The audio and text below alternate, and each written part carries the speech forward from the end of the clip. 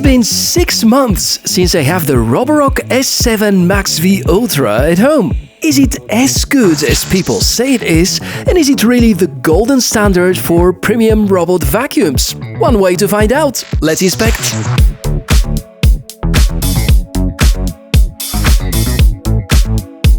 So, the smart home gadget that I use the most at home is indeed the Roborock S7 MaxV Ultra, something that they have released 6 months ago, and has collected for me a lot of dust, dirt, funny smelling water, and I already have enough experience to share with you. So that's going to be a long-term review, therefore we're going to dive deeper into some of the sections, and I'll try to cover everything important so that we can highlight the positives, but also the negatives, help you to make the right buying decision, or just give you a very thorough overview of how good the Roborock S7 MaxV Ultra actually is.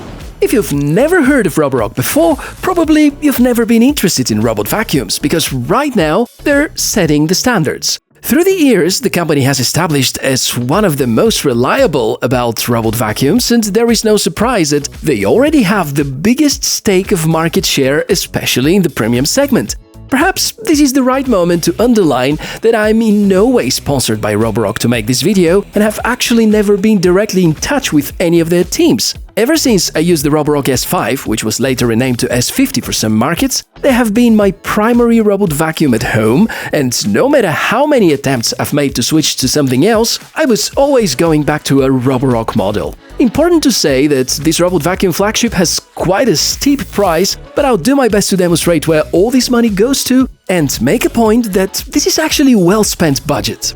Now, the S7 MaxV Ultra arrives into two pieces. As a starter, we have the robot itself. It's an evolution to the 2021's best, the S7, has most of its features and a few minor upgrades. The S7 MaxV has an interesting name. The V stands for Vision, where you have a robot with a camera analyzing the obstacles on the front and making decisions based on AI about the cleaning. But also it enables you to actually see through the camera. And before someone says that it's a security breach, you actually have to go through a few tutorials and confirmations, as well as you have to read Roborock's statement about privacy, and in my opinion this is quite a safe option. The other really interesting part is the wet mop integration.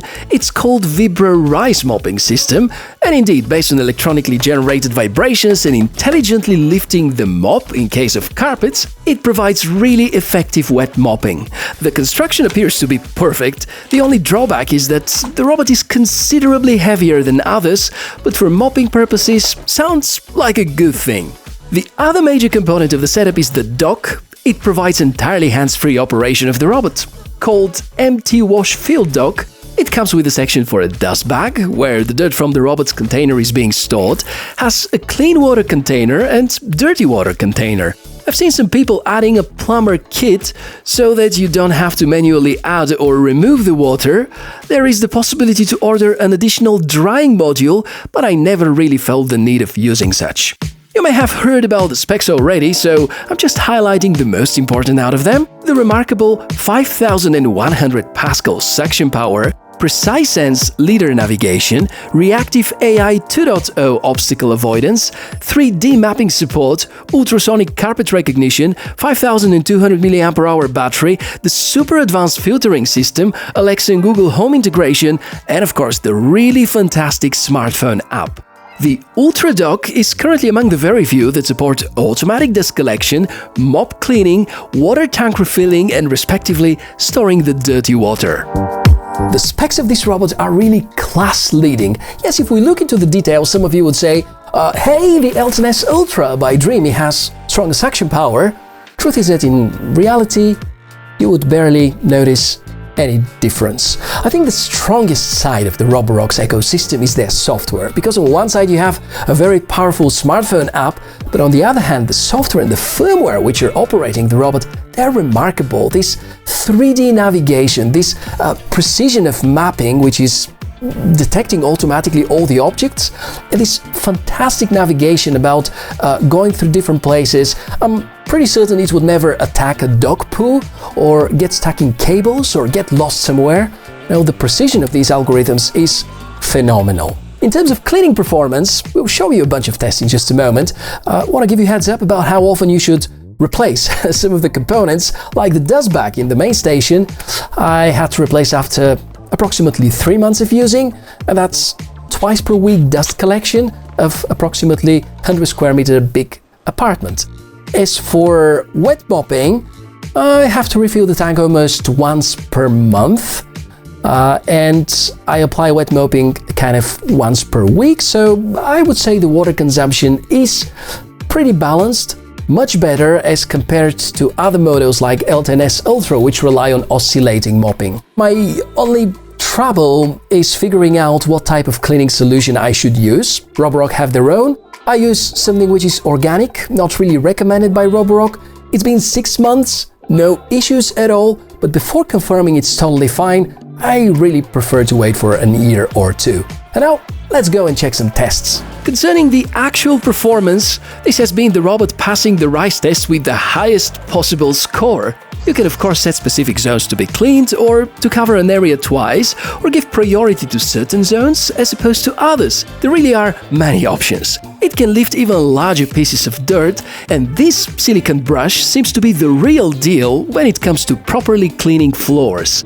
The AI obstacle avoidance is the best ever made. I dare you, just take a look at this map, generated by the robot and taken from the Roborock smartphone app. What you can notice are the junctions between the parquet pieces.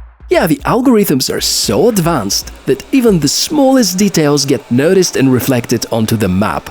So it will automatically recognize most of the furniture and perform the most optimal cleaning around this furniture based on its smart decisions. It's gonna stay away from cables, from risky, sticky and smelly substances and other objects that may disrupt the cleaning process.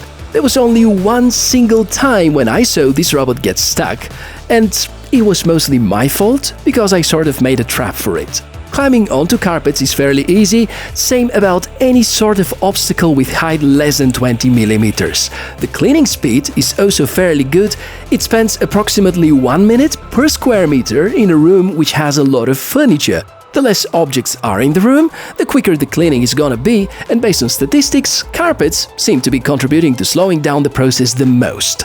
The wet mopping is also superb. I can't say it's the best in class, because earlier this year I've tried the oscillating and vibrating Yidi Vac 2 Pro, however it cannot clean rooms with carpets. So Roborock S7 MaxV seems to be ideally balanced in that regard. If there is a carpet, it's gonna lift up the mop, and once the surface underneath is solid again, it continues the mopping. This works flawlessly and with great precision because carpet detection is ultrasonic based. There are some concerns that I've seen addressed online about the longevity of the wet mopping implementation because it relies on vibrations, and we know that there are aggressive vibrations all the time. It could impact the overall health of the electronics, and combined with water, we know that electronics and water never come along well.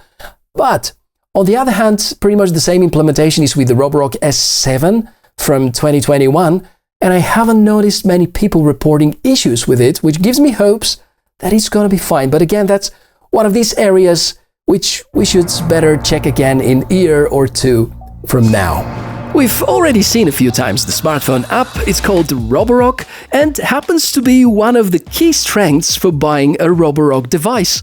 You can still use the Mi Home app, covering most of the functions, but I strongly recommend to go for the Roborock's official app. It covers everything that you need for management and automation. The map editor is one of the most advanced editors you will ever find on a robot smartphone app.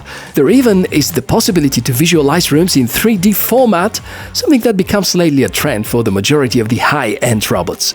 Automation, brush and accessories care, quiet hours, firmware updates. Speaking of updates, there have been regular firmware updates in the past months, and I've received at least 6 new versions. Just to mention that 5 years after its initial release, the old Roborock S5 still receives updates from time to time, yet another proof that Roborock take really great care of their software. As for the drawbacks, there is no mop drying integration in the dock, there's no cleaning solution dosing option as it is with the dreamy L10S Ultra, and the price, which although well justified, makes this robot not affordable for everyone. So, in the end, if you're looking to get your first robot vacuum and if you're searching for the best, I think definitely Roborock S7 MaxV Ultra is the best. But actually I would recommend you to buy something cheaper and something more basic so that you can appreciate all the great things that Roborock have developed and implemented in the S7 MaxV Ultra, because it's a fantastic robot. Think about it. The best-in-class section power, maybe the best-in-class smartphone app. It definitely has the best-in-class navigation and laser mapping, extremely effective wet mopping, and this fantastic dock, which can automatically collect the collected dust. It can automatically wash them up and refill it. So that's really a bliss. So let me know what you think of it. If the price that Roborock are asking for seems to be too high, they do have other options. For instance, you can buy just the robot independently without the empty wash field dock, or you can go for last year's model, the S7, which is almost the same in terms of performance and features, or alternatively you can check on their Q product line, which is a lot more affordable but still offering pretty decent features.